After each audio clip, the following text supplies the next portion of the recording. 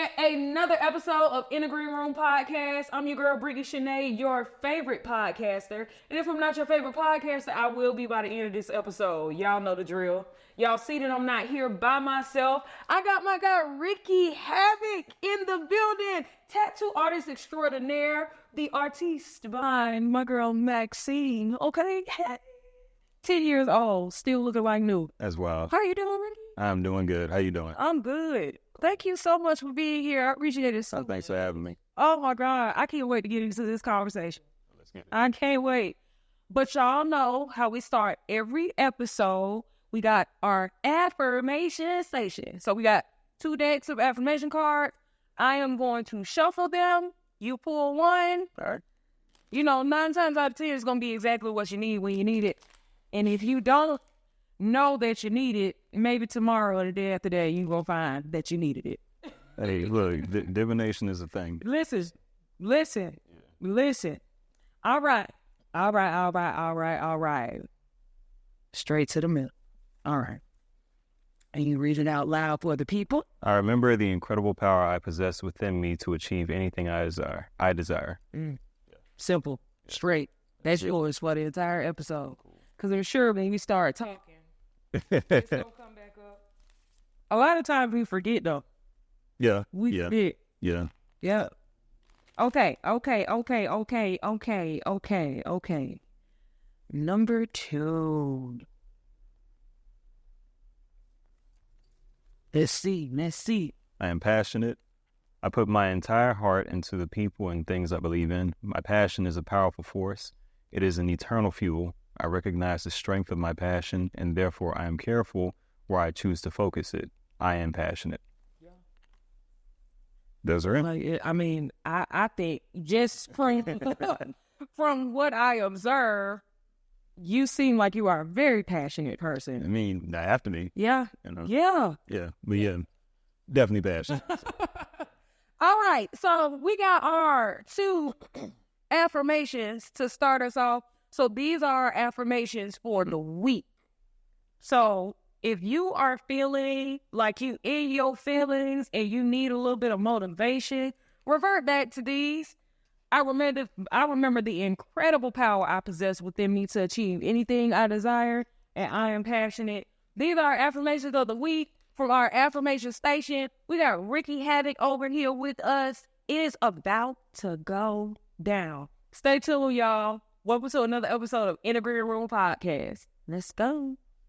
Welcome back to In the Green Room Podcast. Like I said, I am not here by myself. Y'all can see this gentleman right here next to me, Ricky Havok. Ricky is such an extraordinary artist. I admire your work so much. Like, Thank you. And beyond just your work, one of the things that has always piqued my interest with you is when you post these workout videos, doing these crazy, like ridiculous pull-ups. I'm like, is he challenging me? I feel like it's a challenge. I'm challenging black people, man. Yeah. Because we need to get to it. Like, yeah, we got some shit going on out here. Yeah. We can stand to do better. We can stand to eat better. Yeah. Exercise more. Yeah. You know, that will serve us well in the long run. Yeah. 100%. In so many ways. So 100%. So I want you to tell me who you are. Now, that is a very loaded question. Mm-hmm. Who is Ricky Havok, right? So however you choose to approach that question, answer that question. And you can go where you from, like however you want to do it. Tell me who Ricky Havok is. I am an Atlanta native. Okay. South Side, Okay. Union City, College Park. College Park. You know. I am an artist by birth, as well as by trade. I've been drawing on walls since I was 2. Yeah. Oil painter, digital artist, a little bit of digital sculpting, 3D printing, tattooing. It'll be 17 years tattooing in June. Wow. I am an alpha, came through Fort Valley. Yeah. Fall 07. The Fort Valley. Yes, the Fort Valley State University. You know, I am a father of 1. I am a black man in America. Yeah. You know, certified nerd with muscles. Yeah. I love that. Yeah. So many things. Yeah. But I love that you said an artist since birth. Yeah. Like a lot of people who are true artists, it's in you. It ain't on you. Yeah. You know, since too. Did you used to get in trouble for writing on the wall or? Yeah, I remember definitely got a memory of my dad like painting over a wall and he was like, next time you won't get a spanking. Well, that didn't stop you, obviously. Well, I chose paper. Okay, because you didn't want no spanking. I did not. So, yeah. You said you're from Atlanta. Yeah. So have you been in Atlanta pretty much your entire career outside of attending Fort Valley State? Yeah. I went to elementary, middle, and high school on the south side. Went to Fort Valley, obviously. My mother's from Philly, so I've got family there. My dad is from Tennessee. Okay. Not Memphis, Nashville. Okay. And my grandmother lived there, and we moved her down here when she started getting real old and everything. So there's really no reason to go back there now. Yeah. But there were some roots I had on my dad's side in Florida. I've got some cousins out in Texas that I haven't gotten to meet yet officially. Yeah. But, we've connected and everything. So. And I love that you started talking about where your family is from, because I saw that you found out your ancestry. Yeah. What was that process like? What prompted you to do that? I think it's really important. I haven't done it yet, but it's definitely on my list of things to do. What prompted you to find out who you are beyond, what you know? Sense of loneliness, really. Yeah. I have an extremely small family. Okay. On both sides. My mother was one of 5. And her mother was actually one of 13. Wow. And they migrated from Macon, Georgia. Okay. When my grandmother was like 3 months old. Okay. I was during those great migration times. Yeah. But so my mom only had me. Her youngest sister had 1.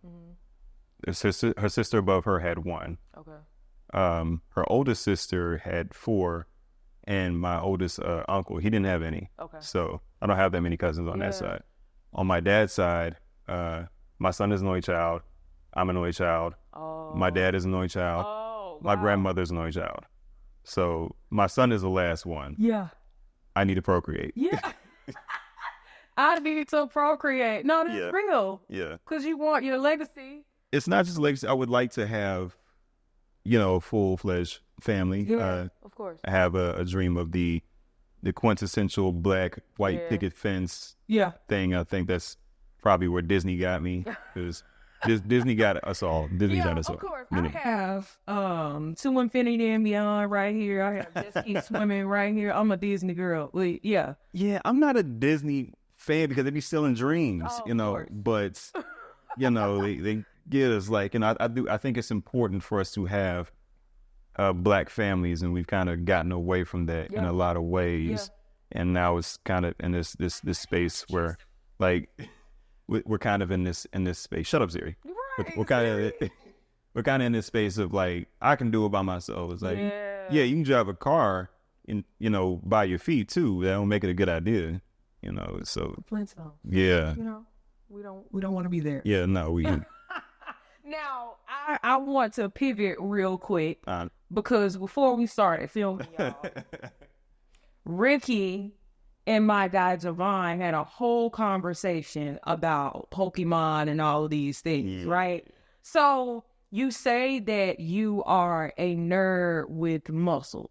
Yeah. Do you feel like that has helped you as an artist? Do you feel like it limited you in a way? Do you feel like it opened doors for you? How does your infatuation and your love for nerdy things, has it given you a community? Has it, let's talk about it. Yeah, like, so, my dad, I remember falling asleep on the couch. He'd be playing Nintendo. Yeah. And Mario, I was just watching him fall asleep on the couch, waking up the next morning. I beat the game last night. Oh, wow. This and that. Yeah. I remember the Sega Genesis just popping up one Christmas. Yeah. My aunt got me a Super Nintendo. She got me a Game Boy for one of my birthdays. remember getting a Nintendo 64. I got a Dreamcast for one of my birthdays. Technology games have been there. My dad is a musician as well. He taught me how to play chess. He played with Peebo Bryson. That's how he met my mom and everything. So the concepts of like technology, gaming, that nerd culture, those sorts of things. Like he put me on Star Wars as a kid. I just saw Dune 2 the other day. I've heard it was really good. It's 3 hours long, but it needs to be because there's so much to those books. He read the books. He saw the movies from the 80s and stuff like that, you know. So he put me on all those things as a kid. So the same way he kind of put me on those things, you know, I put my son on Pokemon cards, all those sorts of things. So he loves those things now. That's his thing. Him and his friends, they get online and play Fortnite, all this stuff. So it's, you know, it's cool just to see it kind of grow. It's passed down. Yeah. And you, of course, you got the Pokeball on your head. That's 16, what it's called, right? Yeah, it's a Pokeball, 16-bit style. Right. Like it doesn't matter where I go. I could have on like a sleeve of the shirt or something. This is what gets the attention. Yeah. This right here. here. Yeah, it's so dope. I love that it's pixelated. Do you find that, so Ricky Havok, the tattoo artist, I mean, you tattoo incredible things. Like I said, this is Maxine right here. This is 10 years old, still looking brand spanking new. But do you get the opportunity to do a lot of, and I know you do, but do you get the opportunity to do a lot of characters, and do you get to dive into your love for the Pokemon, the anime, all of these things? You get a chance to incorporate that into your art? Yeah, I do. You know, I get that from people here and there, and it's always fun. When I get to do those things, because it's typically never a thing of just like, I want this particular Pokemon or this particular character. There's a reason behind those things. Like, oh, me and my best friend used to watch this all the time, or, you know, I spent half my life playing this game, or just whatever else. So it's usually a deeper meaning to things, and there's a deep context when we talk about like nerd culture, especially in particular, like blurred culture, black nerd culture, and stuff like that. And for the sake of saying, like, us older ones, we crawled and clawed so motherfuckers today could walk, run, and fly, you know, because it was not cool. I was about back to then. say, I feel like now, because I have 10 nieces and nephews, right? My brother has 6. My sister has 4. Well, and she just adopted a baby, so she has 5. So I have 11 nieces and nephews. But out of 11, probably about 6 or 7 are into anime. Now, anime skipped me. I never got into it as in watching it all the time. Now, I'll watch an anime show, but they love the culture. My nephews are gamers, so all of those different things. And I feel like when I was growing up, like you said, if people were into those things, they didn't really express it openly and outwardly. Because of course people will call them weird. But I went to a fine art school. I went to a magnet school. So I saw it all from every end of the spectrum. So it didn't really come as a shock, or I didn't find anybody weird. Why do you think that it was weird, so weird before, and now people are speaking about it more? People are more open about, you know, the things that they love. Well, it's multifactored. On a core level, in Black society, Black folks are notoriously conservative. Yes. Until you give them weed and alcohol. But that's a different story. That's a different story there. But yeah, Black folks are notoriously conservative. A lot of us are rooted heavily in the church and stuff like that. So I know people who weren't even allowed to look at like the Harry Potter films because it was like witchcraft and stuff like that. It's like, you let these kids have fun. You know, but I think that now you have a society of us who are a bit more open-minded and okay with things, and realizing, hey, you can have like your faith system and not have that, you know, run into this over here, you know, and whatnot. The cool factor, as well. Yeah. You think about a song on the radio. Yeah. You absolutely hate this song, but they play it all the time. Yeah. Next thing you know, you find yourself singing this song. Yep. So there's that. It kind of gets in there psychologically speaking. And then the idea of just not wanting to be left out. Yeah. So now that there's so much anime everywhere, and there's anime in all different facets and genres, like a good one is Death Note. And it centers around a guy who comes upon this book. You write people's name in it, they die. Oh. Yeah. Okay. Yeah, he can easily kill you writing your name and with descriptive circumstances and stuff like that. And it's a lot more nuance in that in there too. But you could like not like anime at all, but and still like it's a great show with a great plot line. Attack on Titan is a really, really serious anime. Yeah. It's got like 4 seasons. The last season was split up over the course of like over a year, I think, or something. The last 2 episodes played like movies. Yeah.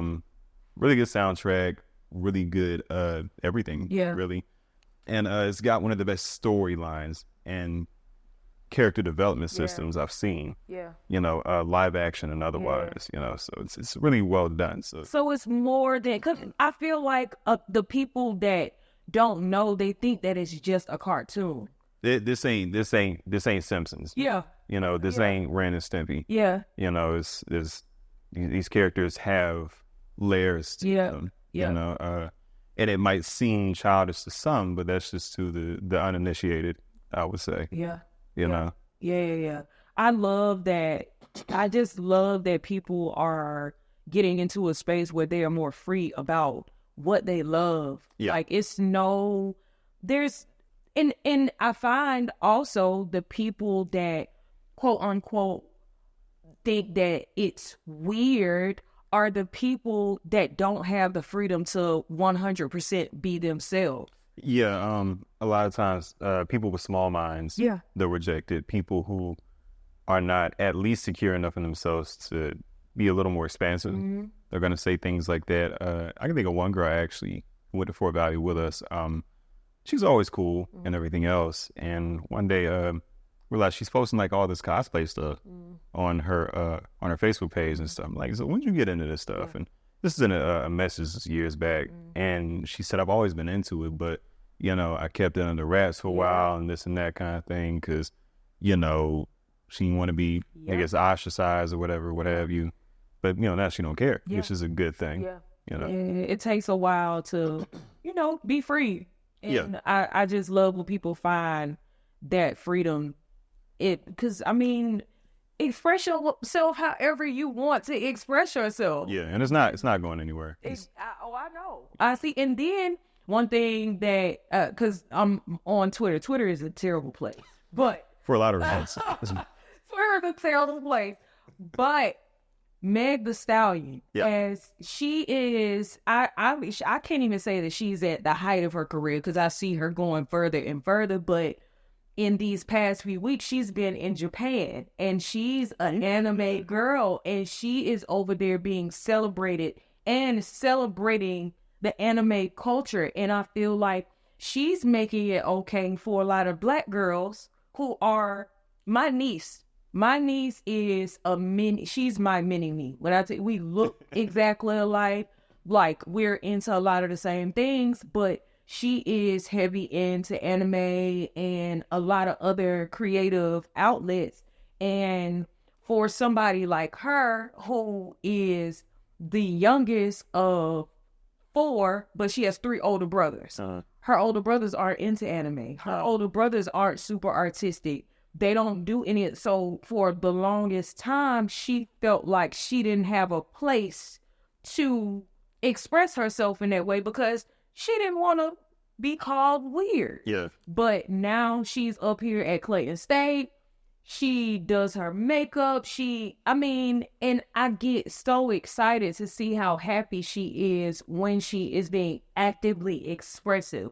And she'll walk around campus. Nobody else is dressed up, but she's dressed up and she doing her thing, living in her true self. Yeah. So I love that it's becoming more mainstream. People are being open about not even just their love for anime, not even just their love for video games, but their love for everything. Yeah. And people are just being free. And I love that about you, because I mean, of course, you're a fantastic artist, but I see you, and I mean, this is a conversation starter, Yeah. you know, and you get people engaged in, you know, what you're into, and you're able to expose people to something that's not a hip hop song on the radio, or something that's not love and hip hop on, you know what I'm saying? I don't watch it either, but it's more out there. And if more people are talking about it and being more expressive,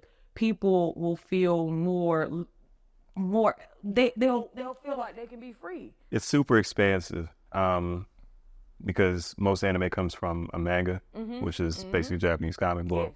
Yes.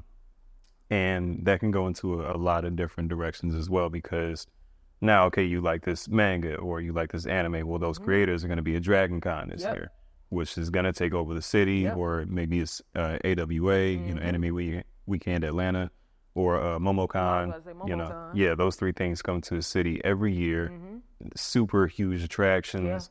And while you're seeing anime there, you're also seeing all this other stuff, game related, something maybe Star Wars or Star Trek related and stuff like that. So now you're being exposed to all these other things and stuff, you know. So you know, you have this coolness factor, just the overarching in your face of it, and there's also like the sexy appeal, because that's a huge thing too, you know. So I love everything about it. Now, I want to go into you as the tattoo artist, Ricky Havok. Now, I know someone, Shannon Swigert. I think she was the first person that I knew that got a Ricky Havok tattoo at Fort Valley State. So I want to talk about your journey into becoming a tattoo artist and doing it out of your dorm. Out of my dorm. What did it feel like you said? It felt like I was selling coke out of the dorm, like legit. So what got you into it? What was the process? What was the journey like? Okay, so first, it's funny you mentioned Shan. She was actually the first person I tattooed down there. Really? Yeah, on my bed. I remember that. Wow. Yeah, she came with one of her LS's, because I think by that point she had crossed she was a suite for KK Psy. Yes. Yeah. But yeah, the main reason I started doing tattoos was I needed money to pledge. That was it. I had no want, no drive to be a tattoo. It wasn't a plan. Wow. Yeah. I spent a couple years getting my grades together. Yeah. You know, from bad decisions. You know. We all do it in college. Yeah. It was going into my junior year. Yeah. I had gone to every information little brothers had. All of them knew me. Yeah. I bugged them all to death. Yeah. You know, so like, okay, I got my grades up. Now I need money, because they gonna put me on. I need money. Yeah. Because even them fees, you know. So yeah. Are you from the Atlanta area? I'm from Augusta. Okay, see, you probably don't know. There was a mall on the south side. Old Atlanta natives will know what Shannon Mall is. Okay. Shannon Mall was a mall down there on the south side in Union City. Okay. It's since been demolished and remade into a movie studio. Okay. But it was like a little hood mall. It turned into a hood mall. It was an actual mall back in the day. And then it turned to a hood mall, and then they shut it down. Yeah. So I'm walking through this mall, looking for a job, filling out applications. There was a tattoo shop in the mall. And I told him that, you know, I could draw, but I didn't have any experience, and that's not going to get you nowhere. Yeah. So I was doing some construction work with an uncle. I came back maybe a week or two later, and I had one little tattoo on my arm, this little red one right there. That's it. That's where you started. Yeah. Now, I designed this. Okay. And I took it to a white guy that was like around the corner, and he put it on me. So I was the only one I had, but I knew I wanted more stuff. Yeah. So I came in there looking to talk to somebody about adding to it. Okay. They had one artist. Not one artist that day, just one artist, period. Yeah. Okay. My hood situation. Okay. Because this tattoo shop is owned by 2 former EMTs. You know, they ain't no shit about tattoos, you know. All right. Yeah, it's a whole thing. So, the lady, because it was a guy and a lady, the lady is there, and she's like, you know, didn't you say your name was Ricky and this and that, you drawing stuff? I'm like, yeah. So she introduces me to the guy. And I just happen to have some of my art on my phone. And I show it to him. He's like, yo, this is really good. You could be my apprentice. I'm like, okay. And I'm thinking I got a job. Apprentices don't make money. No, they do not. So, you know, I came through the next day. Was just kind of there doing stuff, whatever, and that was that. Day after that, they can't get a hold of him because he's in jail. So 2 days after I started this apprenticeship, this nigga's locked up. Yeah. And now's your time to shine. Yes and no, because again, I didn't know anything. Right. I knew nothing. So, they told me that, you know, he was in some deep shit, which he was, because I didn't see him again after that. Oh, wow. Yeah, no, he just locked up. Okay. Yeah, so his stuff was just there. Yeah. They were like, you know, you're welcome to, you know, practice on the fake skin and stuff like that. So I came up there every day for a week and just fiddled around and stuff like that. Yeah. I was coming back from the what's that, cafeteria or whatever. And I remember I got in some Chick-fil-A, and the male owner, his daughter was there. And she was a little bit older than me, learning to tattoo as well. She could pierce. And she's like, hey, I got this guy here. You know, he says it's cool if you practice on him. I'm like, what? You know? What? Yeah, and dude is there, and like, in retrospect, he's clearly high out of his mind. Oh, yeah, man, you know, you practice on me. I'm like, nigga, no. You're right. Yeah. And they made me do it anyway. It was 3 stars on the side of his hand. It's probably the worst thing you can do. This is not a place. I was about to say. Yeah, that's not where you want to put a tattoo. No. At all. So, and I remember she looked me in the face after I was done and just was like, the next one you do is going to be for money. And I spent the rest of the summer doing shitty and fucked up tattoos. You gotta start somewhere. Hey, mind you, this is the summer of 2007. Okay. YouTube is not a thing. But Miami Ink had like just dropped. Oh, okay. Yeah, so I'm like watching this show, looking for any kind of semblance of anything I can pick up and stuff like that. It was cool. It seemed fun and stuff, but I wasn't going to do it anymore after that. I made the money I needed to pledge, and I went back to Fort Valley, and I got my letters. Yeah. And then December rolls around. The shop is still there. And apparently, I pretty much saved the shop. They did not have any other artists, you know, so all they could do were like spray on tattoos and piercings. So I was their only artist they had that summer. So they were like, you know, you saved the shop, so you always got a place to work if you need one. Yeah. So I was working there that December, and my dad was just kind of like, you know, when I was your age, I was playing my guitar in clubs every weekend. And that was how I made my money. Yeah. This could be your hustle too. Yeah. I'm like, yeah, they're going to throw me out the dorms. Yeah. You know, he was like, look, if it comes to that, we'll cross that bridge when we get to it. But until then, nobody's gonna know. Nobody. Yeah, it's probably like the hoodest thing I've heard my dad really kind of go into. Like, it's clearly not legal, Dad. Yeah. You know, but he paid for my first set of tattoo equipment. Oh wow. Yeah, little $500 kit. Supported you from the jump. Yeah, he supported me. I took that back down to Fort Valley, and I was kind of a walking billboard because I've been tattooing myself. Got it. And okay. Fort Valley is hot as hell. Yeah. So you ain't got to really wear much down there, you know. So they see it. Yeah. So what was the first one you did on yourself? The first one I did on myself was all this. It was this up here, and I kind of took it a little bit further down. This goes over here, and then the one I did after that is one on my stomach here. There's one on my chest I did. Now, you had it yourself on your stomach. I heard it is like one of the worst places to Yeah. And the thing, again, I didn't know what I was doing, so Ricky, I was doing these things like wrong, you know. So yeah, it was a mess. Okay, Yeah. all right. It was a mess. So Shannon was your first. How did that happen? Your first one. I'm, you know, I'd known her and stuff like that because I met her. She was a freshman, I was a junior, and you know, told her like, you know, I was probably still gonna tattoo and stuff. She was like, you know, let's do it, Yeah. type of thing. So Right. she was zealous, ready Yeah. for it. And I spent years tattooing her. Like, I haven't seen her in years now. This is what, 2024? Last time I saw her was sometime in the 2010s. Yeah.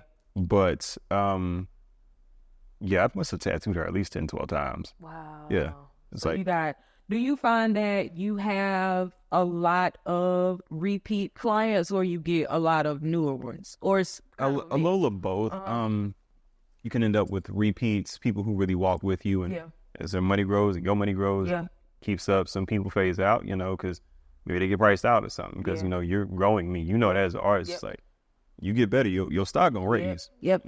So that's why I ain't been back yet. I'm trying to get with coins, right? And I am, as a makeup artist, I'm an artist. So to the point that you just said, I'm not going to go to somebody and I want some quality work and try to nickel and dime them. Yeah. At this point in your career, I'm sure you dealt with it before, but at this point in your career, do you find that you have to deal with people that are trying to nickel and dime you? Not so much. I'm lucky that I haven't had to really deal with that anymore. Yeah. Every so often you get somebody like, God damn, man, like, all right, but You're not the customer for me. Yeah, because like I'm not just a street artist. Yeah. Been doing this a better part of 20 years now. Yeah. So I mean, it's like you've been doing makeup for God knows how long. Yeah. It's like you're not new to this anymore. Yeah. Just pay me what I'm worth. 100%. So you said that tattoo artistry was not in your... It was not. It wasn't in your plan. What did you want to do? I've always only ever wanted the freedom to create things. Like when I was a kid, I thought about like animation, maybe something with games or like character design, stuff like that. Character design is something I'd still have an interest in actually. But I just wanted that creative freedom to do whatever. By the time I was in college, I'm like, okay, well, an option could be, getting an MFA. Let me teach at a college level. Make my money that way, still have time to create art the way I want to. I already want to teach nobody's kids like that, not on that kind of level, at least, So, yeah, I mean, there was tattooing, like I didn't ask for it. I didn't want it. Like it came. That's Yeah. how you know it's a gift though. Yes. Something that's, again, it's in you, it's not on you. And it's literally a thing where like the divine kind of throws this stuff. Yeah. And I look at it like with me, like this podcast, for instance, and the event that I'm having in the Green Room weekend, I feel like it's a culmination of all the things that I've been working toward. As an artist, tattoo artistry is a part of the grand scheme of all that you have to offer on your life path. Yeah. Let's talk about spirituality. You talked about the divine. And I like to talk to people about spirituality because I grew up in a church. And I have my own relationship. I consider myself to be like a radical Christian, if you will. But I love to take from and, do my own. And I think that what's most important is your own relationship. Did you grow up in the church? What is your, spiritual upbringing? I was actually raised Catholic. Okay. And, that's different a little bit. Yep. But still somewhat the same. I mean, you live in the South, there's churches everywhere, definitely going to different churches, the whole nine and everything else. I would not say that I'm a church person at this point. I would say that I'm a spiritual person for sure. I mean, there's definitely a higher power. I mean, even the whole thing with tattooing, I mean, that's evidence of itself right there. Yeah. So, I mean, there's definitely a higher power. Yeah. Now, whether that looks like what we all read and know is, yet to be seen, I think. Largely just due to history. If people actually really delve into history, there's a lot of things that are not necessarily, I think, the way maybe they seem. maybe there's some misgivings about certain stuff that might have been taken from this culture over here, Of course. this culture over there, Of course. stuff like that. Yeah. So Yeah. Things to look into. Yeah. So how has that made way into, like, I know yoga is a very spiritual practice. Boy,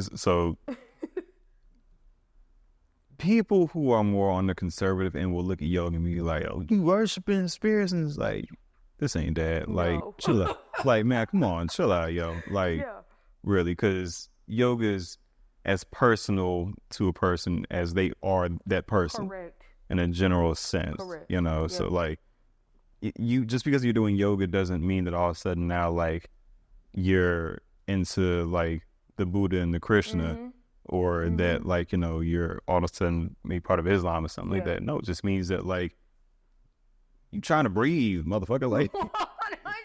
like really, like, you just trying to fucking breathe. Yeah. You trying to breathe, you trying to work your muscles, maybe. You want to get a little more flexible. You want to find a peace of mind. Yeah. Those are the major tenets in very, short words. Yeah. Did the attraction to yoga come before you got heavy into fitness, or was it vice versa, or did they kind of come about together? I've always kind of been on the more athletic end. My dad was a real athletic kid and everything. He ran 1 year track in high school in one state. Yeah.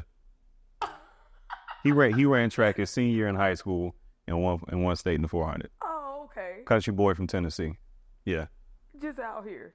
My mom was a beautiful woman who got into fitness, and she did a little bit of bodybuilding and stuff like that.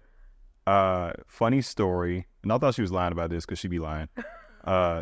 There's a story she told me about my grandfather. I never met him. I never met my grandfathers, either one of them. But he wasn't that big of a guy, but apparently he, like, lifted the front end of a car. And I'm like, all right. Yeah. Then I brought it up to her older sister, my oldest aunt. She was like, oh yeah, that happened. And I'm like, what? And she was very she was very specific about it. It was a 57 Chevy. Apparently, he was a little guy, 5'6", 5'7", or something. He was trying to get some kids to help him move a car. He used to work on cars. He was a house painter, stuff like that. And they were lollygagging or whatever, so he just picked the thing up himself and he moved the car. Yeah. Okay. Front end of the damn shit. Yeah. Oh, okay. So it's in the blood. Yeah. There's history, athletic history on my dad's side. I got a great grandfather over there who he is in Bethune-Cookman's Athletic Hall of Fame. Wow. He coached there. He scored their first touchdown, apparently. Wow. Yeah. He was a track athlete. Apparently, he was good enough to have played MLB if they'd have let Negroes back then. Yeah. But yeah, he was like a top tier athlete. Wow. So it's in the blood. So far as the question you asked me, I'd already been doing like a lot of lifting and everything else. And I came up on yoga. This was maybe 2015, 2014.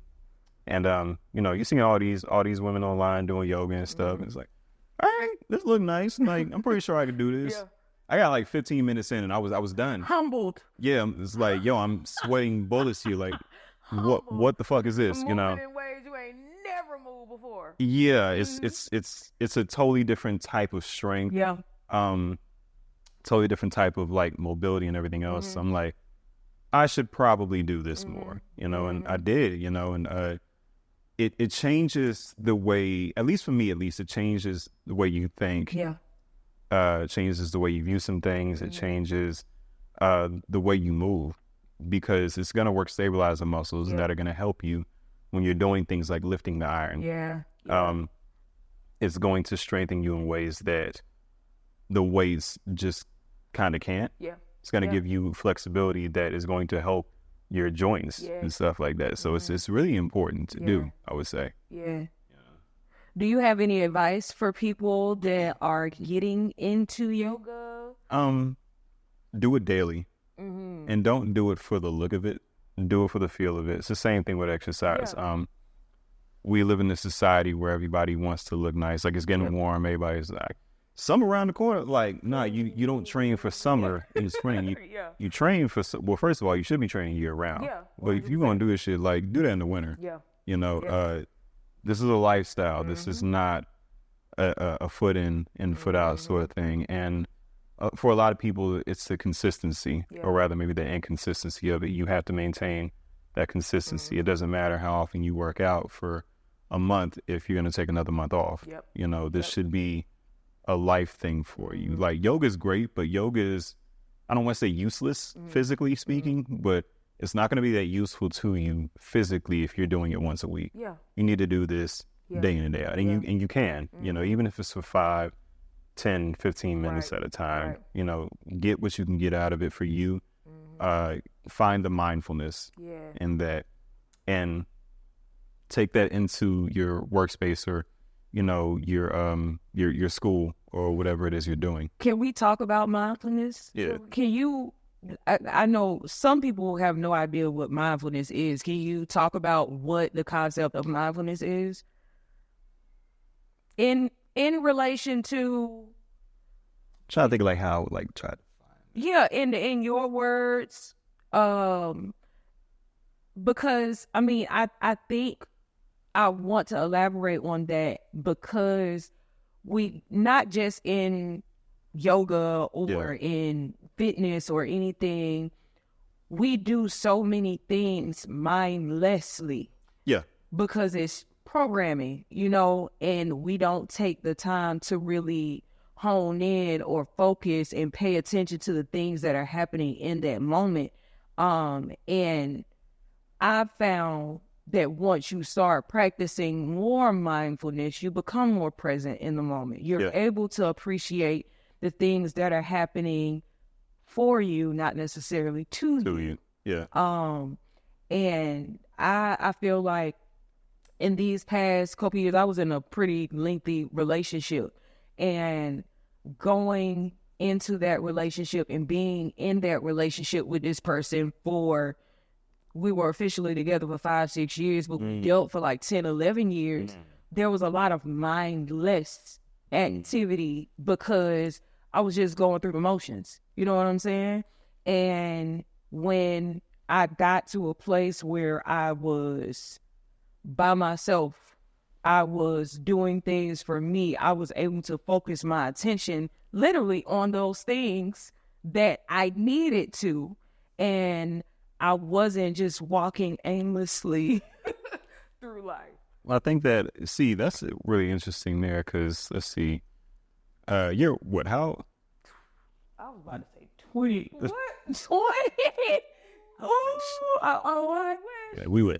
We wish. I'm 33. I'll be 34 this year. Okay, so like 10 years ago, you would have been 23. 10 years ago, your brain wasn't fully developed. Correct. Because I don't have until like 25 anyway, which means that you spent 10, 11 years with somebody as you were growing and changing in and of yourself at a pivotal time, because your 20s is this weird ass period where, like, young enough to know better.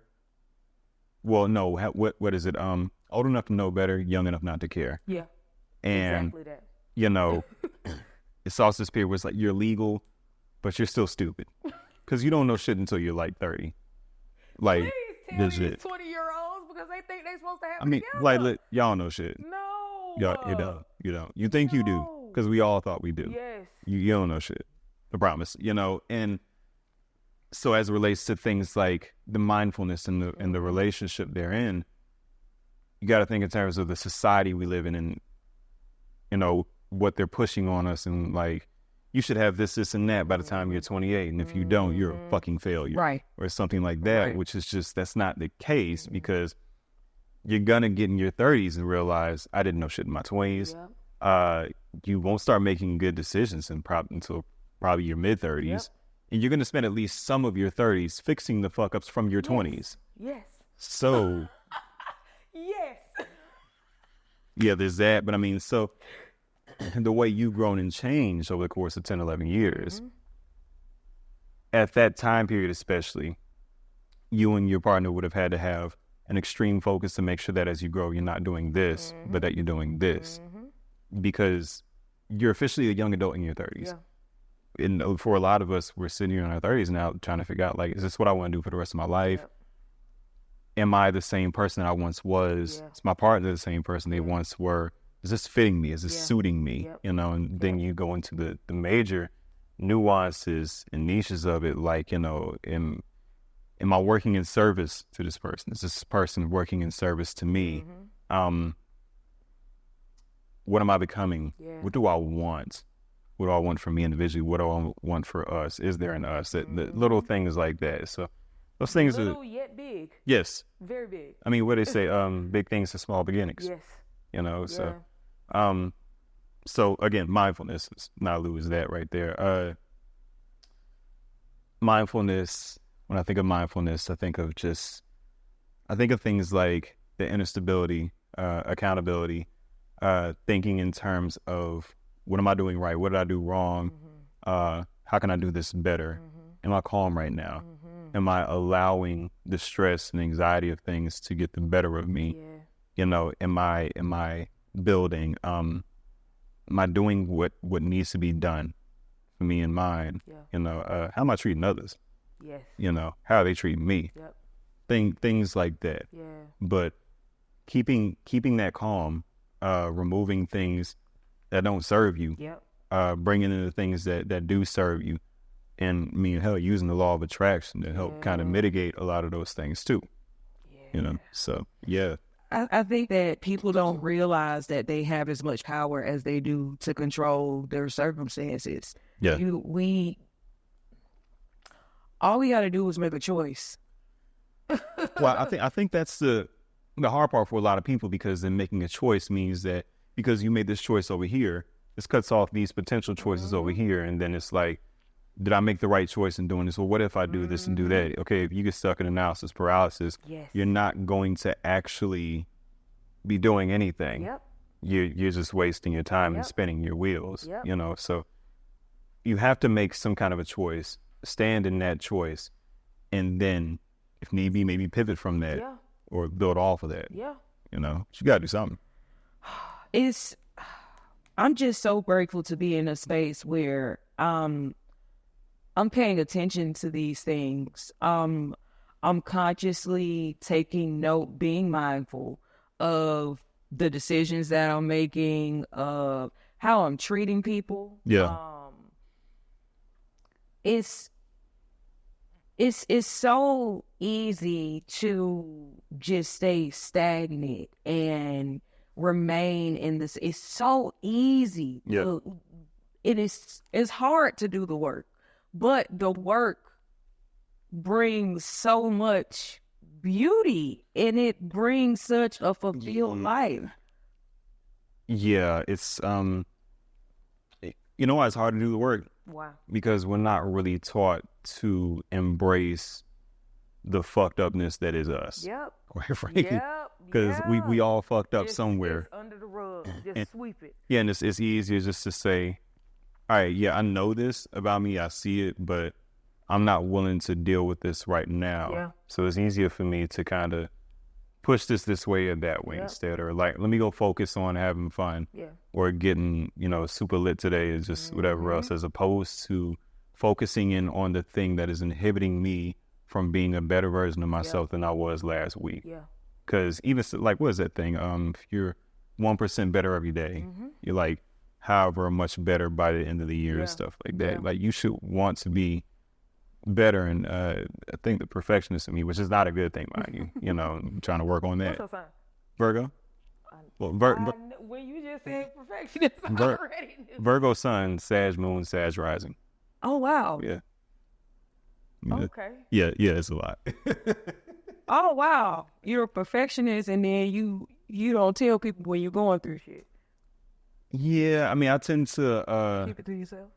Yeah, I can tend to keep it to myself because I'm an extreme thinker. So I look at things a lot of times. The thing about Virgos is that we're analytical assholes. Yeah. But in a lot of cases, we're right, and most times people don't listen to us. Because even when we're wrong, we know we're wrong. Yeah. So but are you going to admit it? That's up to that particular Virgo. In a lot of cases, it'll come out like a triple. Like, I mean, look, all right, look, you got it. I might have not been so right about this, but I know I wasn't right about this, so it's cool, you know. But I mean, okay, so like, a person who is actually 10 toes down in their shit as a Virgo is gonna understand, like, you're not always going to be right about something, and it's on you to be big enough to understand that, and then put yourself in a position to learn from that, so that you learn something else, because you don't know everything. Nobody knows everything. You got to keep an open mind so that you can take in more. And that right there is pride and ego at work. And pride and ego will ruin relationships of all types. 100%. A lack of healthy communication, pride and ego, and the refusal to grow will ruin any relationship, romantic, professional, otherwise. You know, you have to be able to communicate in a healthy manner. You got to be willing to grow, and you got to keep your pride and your ego out of it. Which it's interesting that, you know, you talk about being a Virgo. I see sometimes you speaking, like you'll put up a status about something on Facebook. Hey, I'm good at pissing people off. You get the people going. So is that something that you just have thoughts on your mind and you just... Yeah, a lot of times sometimes it's just like as simple as, I'm going to Publix in the morning, I had a thought. I'm gonna write this down. Or like, maybe it's a quote from my therapist or something, you know, that I keep my phone, because whenever I talk to her, she says at least one thing, and I'm like, I need to write that down. Prolific. And I've gotten the habit of writing stuff down when other people say really good shit. You know, sometimes I'll just post it, you know. What I've come to notice, though, is that when you start working on yourself and when you start growing, it kind of places like a magnifying glass on all the other people who are not working on themselves. And so I found myself actually like unfriending people because it's just a type of person I'm just, at this point at 37, it's like, okay, that was childish, or okay, clearly you hate men, or it's like, clearly like you're not really fucking with women here. Like this isn't helping us, you know? So I'd rather just maybe cultivate people around me who are willing to find solutions toward things versus just continuing the destruction. That's one thing that I was going to say is I appreciate the way you open up these discussions, because a lot of times some of the things that you say, they're not spoken about in openly. I mean, I feel like it would be a conversation that I might have with my best friend, but we're just talking on the phone about it, or we're texting back and forth. We're not on an open platform speaking and listening to other people's opinions, because also a lot of times when people say something, whatever it is, they'll shut it down and they'll get defensive. I love that you engage in an open dialogue. You're listening to different people's perspective, but also that's a way to weed out, like, all right, I don't need you, this type of energy. I don't need this nowhere around me. Let me go ahead and unfriend you right now. A lot of people are hurt, and they're not just like a little hurt. They like a lot. It's big. No, they hurt. Yeah. But a lot of people also don't want to grow and change, and there's a correlation there, obviously. So like, you hurting. I mean, we all go through shit, especially as Black people. And it's not your fault for what happened to you, but it is your fault with how you respond to that thing, whatever that thing was that hurt you, to grow from it. So whether you decide you want to, you know, keep that relationship going, or whether you want to nix that, or whether you want to grow from this thing and say, okay, how can we make sure these things don't happen again? You know, that's a different thing right there. But what we have out here is just like the videos and the podcasts where they tear into men and women, and it's usually us, because we are basically they're making us look like clowns out here, really. And some of that stuff, it all had a point at a specific time where, okay, you know, men are calling out women for this, or women are calling out men for that. It's been put out there. We know those things. But where are the solutions now? Where are the resolutions? Because as it stands, we're only spinning our tires, and firing shots back and forth at each other is as pointless as the 9/11 war was, quite frankly, you know? And so it's just us. We're just fighting each other like black men and women aren't really getting any closer due to this stuff. And that's kind of the thing I find myself leading people now, where it's like, okay, you just reposting more of this bullshit. This doesn't help anything. Or like, all right, nigga, clearly you hate black women. Like, so I really don't. I don't agree with this shit. So it's like, I don't want this around me, you know? Like, I'm lucky to have a male friend group who is solid. And, you know, we have our guys night like every other Wednesday and stuff like that. And we talk and, you know, we don't always agree on things, but we definitely make sure that while holding each other accountable, we still show each other love as brothers. You know, that's a very rare thing to have. I was about to say, you don't hear about... No. You don't hear about... I don't think I've ever heard anybody... Because even with me saying this, there's at least one person listening who was going to say that that's somehow sassy or whatever else. I hate that shit. Yeah, and there is an attack on the concept of masculinity, and I think that's going to eventually start to drive a lot of men back into the corner, into the shadows of actually trying to be emotionally open, which is a negative thing, because that's how you die at like 54. 100%. You know? 100, because you need community. Yes, you do. Like, we don't do this by ourselves. We can't do this by ourselves. And so many men, women, but especially in the black community, we are so stifled in the freedom that we were speaking about at the beginning, about, you know, loving anime, about just being authentically you. There are so many people that have no idea how to be authentic. They have no idea how to be in touch with their real emotions because they've been stifled for so long. Yeah. So I find it, I think this is just solely my opinion. I feel that it's important for people with platforms to be authentic, to be open, because although it's not solely our responsibility to show somebody how to be real and free, there are people that are looking to us that have no idea how to do it. They feel so lost. They feel so trapped. So seeing somebody that is real, that is authentic, that's talking about healing, that's talking about being free, talking about things that they love, they see this and it's like, oh, this is something that I can do too.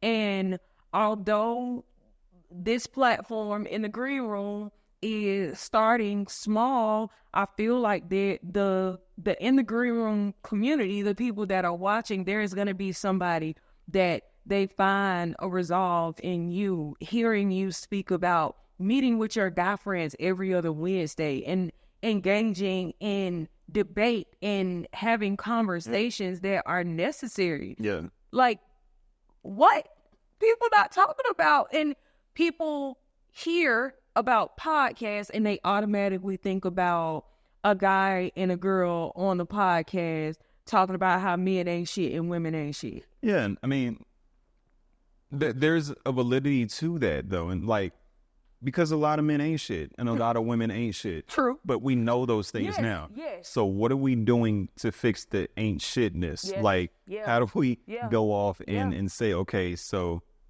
why are you not shit? Does this have to do with the fact that, you know, your mother didn't really hug you growing up? Or does this have to deal with the fact that, like, you know, your father used to hit you with something? Why are you not shit? Does this have to do with the fact that, like, you know, your homegirls treated you badly? The people who were your most trustworthy people were not there the way that they should have been and stuff like that. Are we getting to the root of these problems, and how are we moving forward with these things? Because if we're not going to discuss these things, how can we expect to grow as a black community and culture? Like, I think it's important for us to be able to cultivate the white picket fence lifestyles, to have those loves of our lives, you know, have the dog, the cat, and the fish tank, the 2.5 kids, you know, the nice home and the cars, and build our communities and make sure that we're doing things like locking in the black dollar within our communities. Because as it stands, and Killer Mike pointed this out years ago, black dollar stays in the black community for like 6 hours versus like Tulsa where it was like 36 days or something like that, I think. So we're making our money and giving it away to everyone who doesn't look like us. You know, that's a problem at the very least. And that's not even going into things like, you know, the emotional perspectives of our problems and stuff like that. So if we're going to continue to just sit there and fight and say that we're not shit, this and that, and our podcasts are only kind of relegated to being the spaces where these over here are for the men who are looking for the mindfulness, the emotionality, which is a good thing, versus all the other ones out here who are just looking for a target in, you know, an aim site or something like that. You know, that doesn't help us. Right, it doesn't feed us. Nah. And we need more. We need more of this. Yeah. We need more of this right here. That's man. Yeah. We talking about some real shit on here. We talking about some real shit. What do you do to take care of yourself? What's self-care for Ricky Havok? Video games, gym, yoga, books. I'm getting into more audio books right now. So definitely those things too. Obviously the art. Obviously that music. I like finding like new music. And stuff like that. I like good conversation. At times I can have a nasty habit of isolating, just from being an only child and stuff like that. But as long as I can really try to create. I'm also trying to get into things like the tech world and e-commerce as well, because those things aren't going anywhere. You know, and passive income is something I want. So 100%. Yeah. What is it? Seven different incomes create a millionaire. Oh, really? Or something like that. Oh, shit! Just learn something new. Yeah, I can't remember exactly what the numbers are and how long, but in order to get to that meal, it's 7 different types of incomes coming in. That's a lot. It is. But, I mean, if you're doing something passively, if you drop shipping some T-shirts, people can go to your website and you got this and this. Listen, I'm just trying to get it however. And I just want to make sure that I'm honing in on all of my gifts, all of my talents. So when somebody calls, I'm ready to go. And it seems like that's you ready to go, whatever. Still getting there. Like I said, you know, I still fight perfectionism and stuff. And that's not a good thing. You know, because that can definitely lead to you not doing things as just like, you didn't put this out there because you didn't think it was ready. Or it's like, oh, well, what if this don't get no likes, or what if this don't get no traction, this and that kind of thing. It's just whatever. So it becomes like the dark side of like social media and stuff like that. Like if you got something, just like do it. Just put it out there. Just do it. And you're aware of it, so you're conscious of it, and you can adjust accordingly. And that's the thing, like people, again, mindfulness. You need to be aware of these things that are not serving you well, your shortcomings and stuff like that, so that you can at least start to work on those things. 100%. Know you're fucked up point. I should put that on a T-shirt. Listen, know where you're fucked up. No, for real. You know, I like it. Yeah, like know where you fucked up. Legit. There you go. That's a T-shirt. And on the back, and then accept it. You know, on the back. Listen, thank you for coming, Ricky. No problem. We are at the end of the podcast. So I like to ask my guests to give some type of some random story. It could be funny. It could be something interesting. It can maybe something that nobody would never guess about you, but something that you want to drop on the people. So this past warm season, had a couple of things show up on my front doorstep. One was a copperhead snake. What? Yeah, no, I tried to take that thing out with a compound bow. Oh. And I missed. So the lawn guys killed it. So like the next day, this fuzzy little caterpillar showed up on my doorstep. And I brought him inside. You know, I kind of took those as signs. You know, different depending on the culture and stuff like that. You know, you can get different things from that. But I thought that was interesting, and then I kind of started noticing other caterpillars in places. one of them got the chrysalis stage and he didn't make it. The other one's kind of, they just died. Okay. So this next season, when they all start popping up and stuff, I kind of want to save them and cultivate them. Yeah. So I have a thing for moths. Okay. You know, not so much butterflies. Really? Nah. I don't know. Maybe it's a masculine and feminine thing. I don't know. But yeah, the idea of this transformation. You know, this stage of just kind of waddling around. You just working up the energy and stuff, and then this chrysalis stage where your life is on the line, because what a lot of people probably don't know is that when caterpillars are in that chrysalis, nearly all of their major organs and stuff get broken down into this fluid. Yeah, and then they rebuild themselves as this new creature. You know, yeah, and it's literally a life-changing thing for them. So, and I've seen some of these caterpillars, like the really big one, not the caterpillars, but the moths. Like some of them get pretty big, and they're almost like these living paintings in a way, with the markings on their bodies and everything. So yeah, I think that's kind of maybe something I want to get into, like cultivating these little guys. Yes. Yeah. And I think that is definitely symbolic that they would show up on your front step. Like, did you feel like at that point you were going through a transformation? Sort of a transformation? I guess in a sense, it feels like it's kind of like a thing. Because, I mean, we all go through stuff, and I'm definitely going through my shit, you know? But, you know, I've seen the repeating numbers, you know, the animal signs and stuff like that. And then after that, I started to notice more moths all over the place and everything else. So, and they always say, like, it's hardest right before that jump and that leap pops up. So I'm putting my faith in that. Yeah. You know, doesn't mean is it also keeping calm, mindfulness, and that sort of thing. Yeah. You know. I love that. Now that snake was scared the shit out of me. Nah, because I was getting work done on my car, so I didn't even have my car. The Uber was pulling up, so I could go get my car. And here is this cop agent. I'm like, no. What the? I've lived here like 7 years. Right. I've never seen one of you. What are you doing here? Right. How did you get here? Straight up. Who was that? Yeah, exactly. Yeah. You are not supposed to be here. No. Like, what are you doing? Yeah, so. That's crazy. Yeah. And one last question I ask every guest. What does green mean to you? When I think of green, I think of plants. The fact that I like plants. I want more plants. I like seeing growth. Yeah. I like longevity. Yeah. I like expansion. So, and with most plants, you can also propagate them. So, yeah.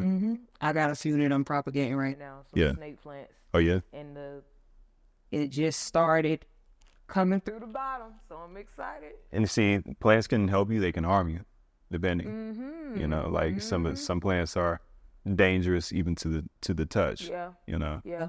Luckily, I don't have any danger plants around me. You might, and not even realize. See, don't tell me. Your average houseplant, if you ingest it, it's toxic. Oh well, I ain't finna eat none now. Yes, and they used to use it on slaves. Oh no! So I read something. This particular plant called dumb cane. If you look at it, that's what I just read about the other day. Most grandmas have that plant in their house and don't even realize it. But it's lethal to pets and children.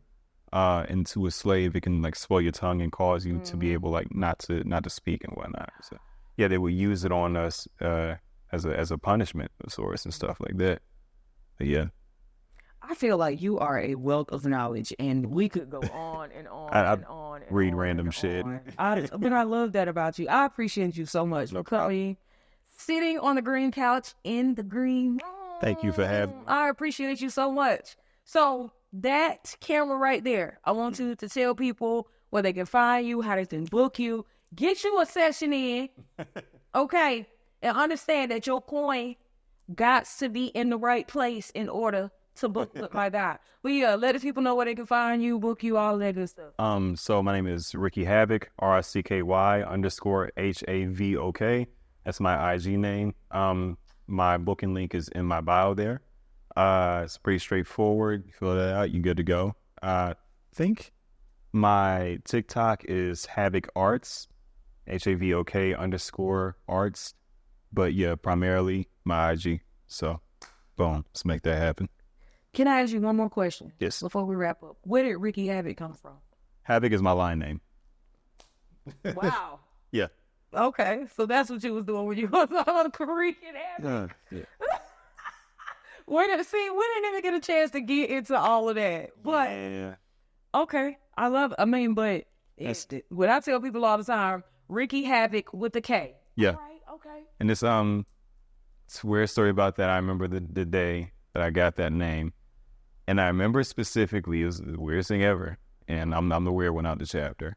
But I had a dream, like maybe a week prior, that was my name. So when they told me my name, I'm like, oh, they're like, you don't like your name? I'm like, no, I dreamt it. And they're like, no. All right, this nigga weird. I mean, he being weird again. See, that they didn't understand. Yeah, but it was one of those things again, like the divine. You know, like I've always sucked it. I've always been an eyeball. Yeah. You know, source. But that's definitely one of the things that I will not forget. Yeah. Like it was really feels like a hazy memory now, but I definitely remember that. That's crazy. Yeah, it was wild. Wow. That's another interesting story. Listen, we got some. I mean, Ricky, you came in here, drop some gems, talk your shit a little bit. I appreciate you coming so much. Thank you for having me. Sit with me on the green couch in the green room, of course, no problem. Y'all make sure y'all follow In the Green Room Podcast on Instagram, In the Green Room, straight like that. Y'all make sure y'all subscribe on YouTube, In the Green Room Podcast. We're also on Spotify, ITGR Podcast. Come kick it with us at In the Green Room Weekend, 420 Weekend. We're going to have panels, podcasts, health, wellness, all that good stuff. You're going to be able to shop Black-owned brands and brown-owned brands. Yeah, we going up and up and up and up. I got my team, Motion and Community, with me all the time. So y'all type in with us. Follow me on Instagram as well, BRITCANEY. Don't leave that E out, all right? And like I said at the beginning, I might not be your favorite podcaster then, but I know I'm your favorite podcaster now. Tune in next week. I can't wait to see y'all again. I love you so much. Thank you again, Ricky. Thank you. We out.